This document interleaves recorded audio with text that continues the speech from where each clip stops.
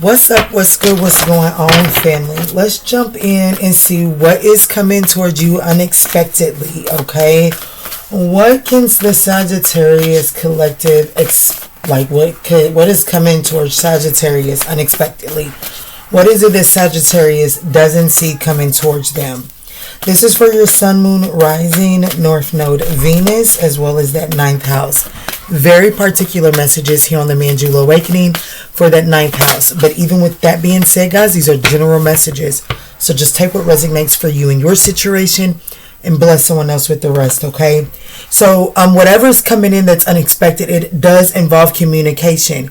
And communication is key to navigating this situation, okay?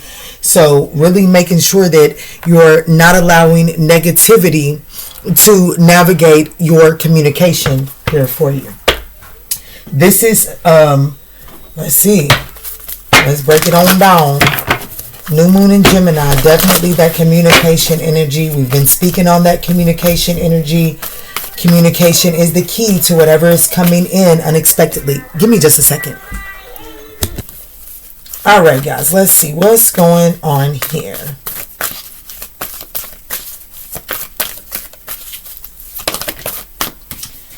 We have the Star card and the Moon card with the High Priestess. Wow. And actually, we have the Sun and the Moon and the High Priestess. So this is definitely giving me that eclipse energy.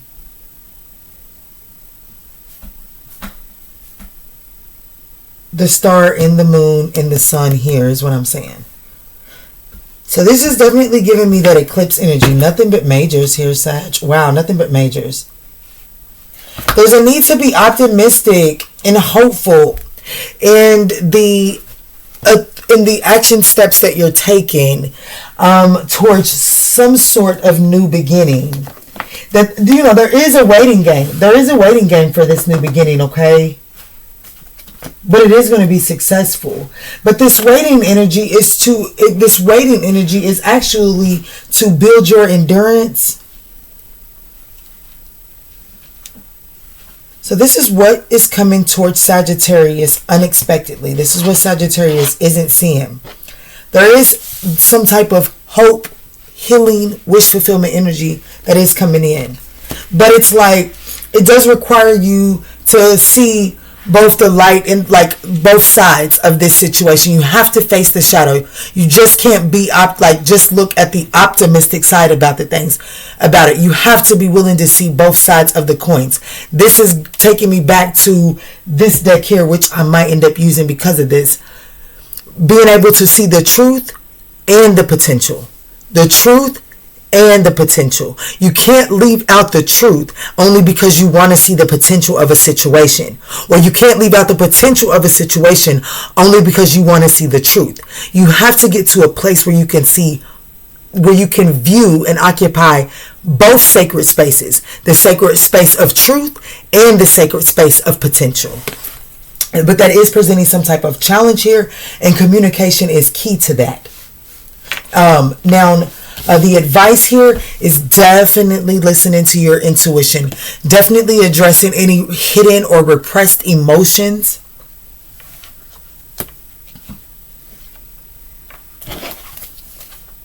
Ace of Swords, yes.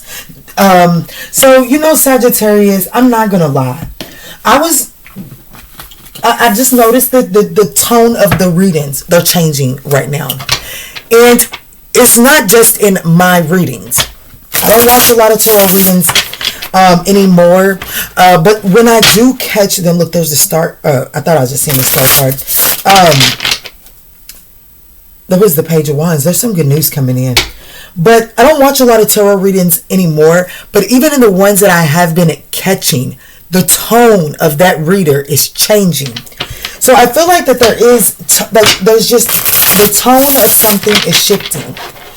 And it is going to require you to be able to communicate as well in a shifted way. Let's see. What is this Star card energy for? What's going on with this? Why is this is something that could catch Sagittarius unexpected, off guard? Coming towards Sagittarius unexpectedly. So we have the Virgo energy with the Hermit. We have the King of Swords and the Five of Swords.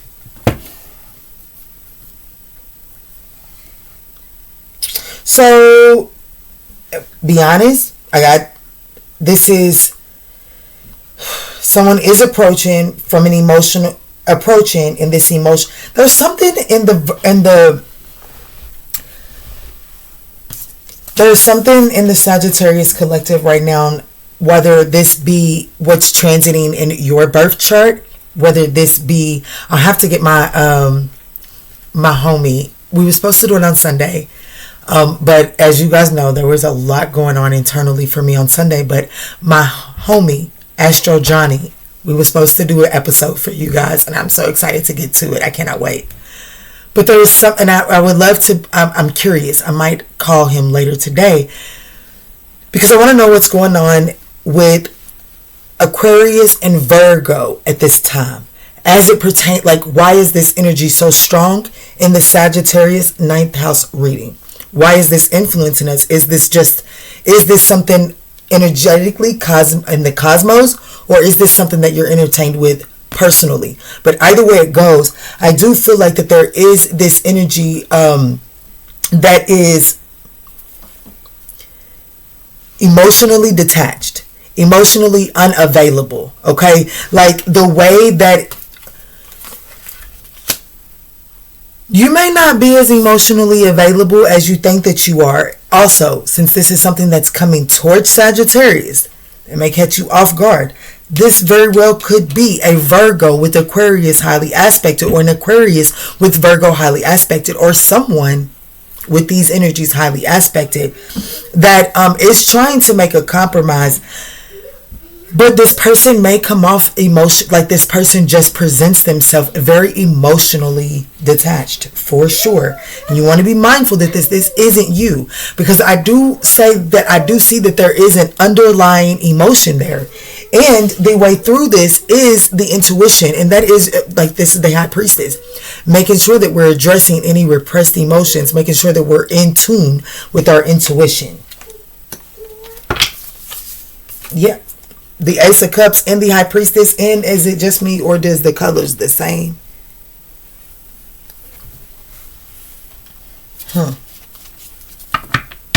Something's definitely trying to grow here. This is telling me that there's like some type of heart chakra awakening that's trying to take place. Let's look at the shadow. Why is the shadow here? This is the Moon card, guys. Yeah. We got the Sacred Cosmic Self. We've got the Devil card. And then we've got the Queen of Swords. So now we do have the King and the Queen of Swords. So, and we also cannot ignore the fact that the Sun and the Moon showed face. We can't forget that the Sun and the Moon showed face in the original, when we pulled from this deck here. And as we see, it says shadow and light. There's something about this eclipse, which is October the 14th, which is that's Saturday. That's this coming Saturday. So that's just about 6 days out from now. If you don't count today, it's only 5 days out from now. So there's definitely something significant with this eclipse here. There's something about coming back to oneself.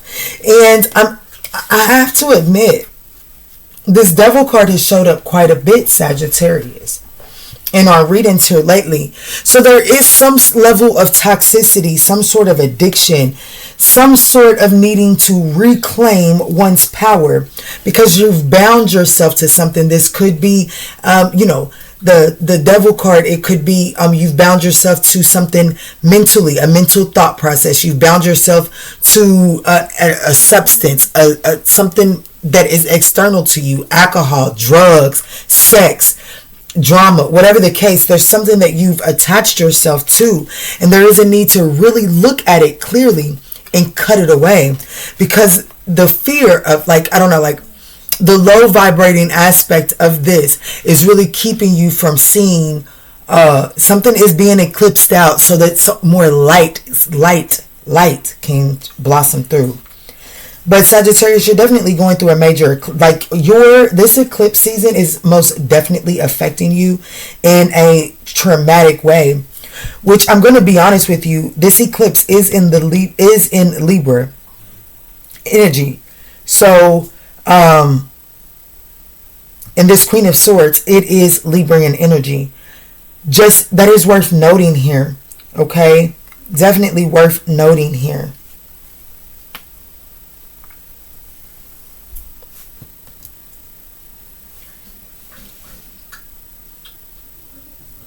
I definitely feel like that there's something that you're detaching from, because it's like it's been preventing you from being able to take hold of what's being passed to you.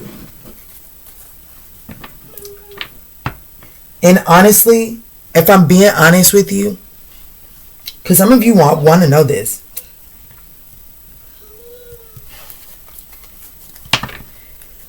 due to this evaluation that is currently taking place, there is a level of forgiveness that is going to be had here. There is a forgiving conversation that is going to be able to take place. That's really that's the unexpected part, is that you may be intuitively feeling like a conversation is coming your way. But what's going to catch you off guard unexpectedly is that it's going to be a very healing and forgiving communication. But in order for that to be able to take place, it does require you to do some preparation beforehand.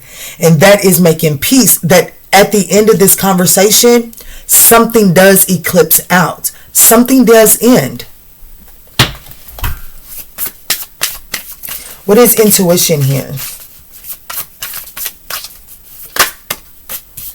The Hierophant, the Ten of Wands, and the King of Wands. The Fool card. Wow, there's definitely a new beginning after this time of accepting that there was a silver lining in what happened. What happened needed to happen in order for some type of illumination to take place, and now you're able to move on to calmer waters. Yeah, and this calmer waters is very fucking stable, might I add, and I got the Ace of Swords behind that. So the way through this is to listen to your intuition, right? Address these address the repressed emotions, address any areas where you're not allowing your intuition to speak to you. And as I said before, I'm not going to lie, I don't necessarily, but it could be for some of you all. Just take this how it resonates, guys. That's a beautiful thing about these collective general readings. It's not a collective. Sagittarius 9th house collective. But anyways, I don't really think that this is a actual addiction. What Spirit is asking you to address, how you deal with that may result in some other addiction. But I feel like that the main addiction that Spirit is asking you to address at this time is definitely the way that you've been doing something, and how heavy that it's, like the way that you do it is very heavy. It's very heavy for you doing it this way. And so it's like you have to trust that it doesn't have to be done that way, and you can have a better outcome. You know what I'm saying? Yes, by sticking to it and doing it this way, it may have kept you safe. It may have given you a certain level of comfort or familiarity, not comfort, familiarity. And so you stuck with it. But Spirit is saying, if you can just trust your intuition, take this leap of faith and lay this way of doing it down, and see it from this perspective and do it this way, there is a better outcome. And it is while it is an unknown outcome, it is a more comfortable, it is a more sustainable, not comfortable, more sustainable outcome for you, more conducive for what it is that you're looking for. But it's definitely time to release the negativity that shrouds your view. Yeah, there's a passion is being ignited here.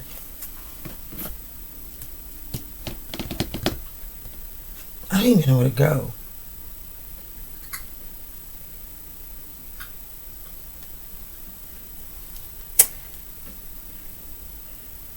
Okay, let's get a lesson. Yeah, thank you, Spirit.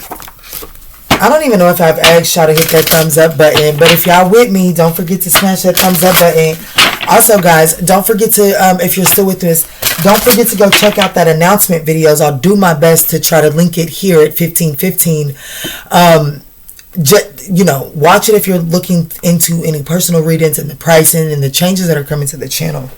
But if you're interested in acquiring a personal reading and you're just not trying to, you don't have the finances at this time, I am giving away 4 free personal readings inside of that announcement video.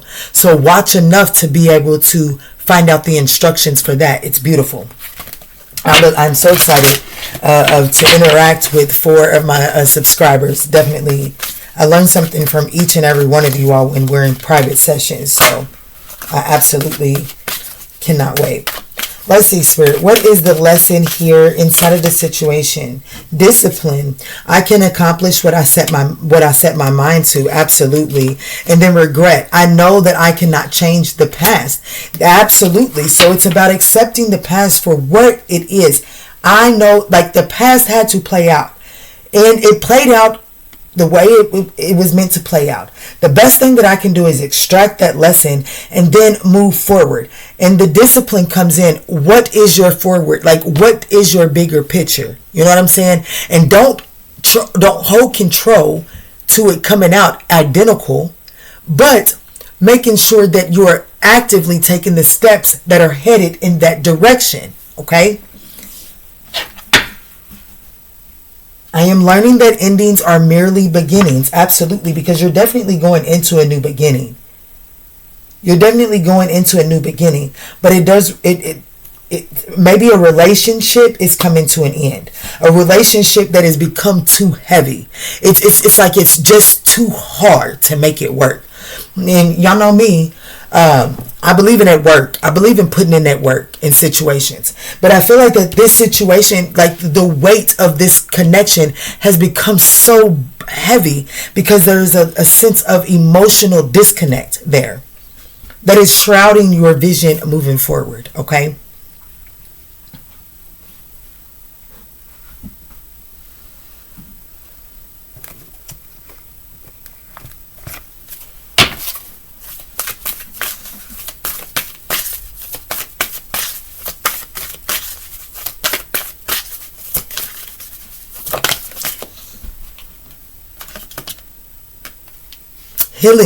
Healing is, yes, that is and gentleness. Be gentle with yourself right now, Sagittarius. Be gentle with yourself as things are ending.